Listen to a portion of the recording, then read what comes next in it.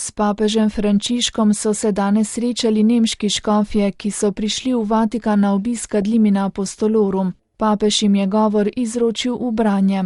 V njem spregovori o cerkvi v Nemčiji ter izpostavi pomen zakramentov, pastoralno spreobrnjenje in vlogo škofov na področju nove evangelizacije.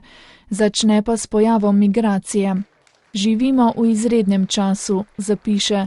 Na tisoče beguncev je prišlo v Evropo ali pa so se podali iskat zatočišče pred vojno in preganjanjem. Krščanske cerkve in posamezniki v Nemčiji nudijo veliko pomoč za sprejemanje teh oseb.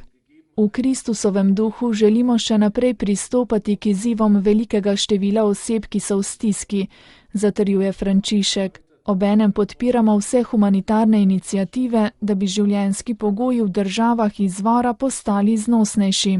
Spomni na aktivnost cerkve v Nemčiji na socialnem, karitativnem in šolskem področju ter poudari, da je v teh institucijah treba zagotoviti katoliški profil. Na ta način bodo postale pozitivni dejavnik, ki se ga ne more zanemariti pri izgradnji družbe.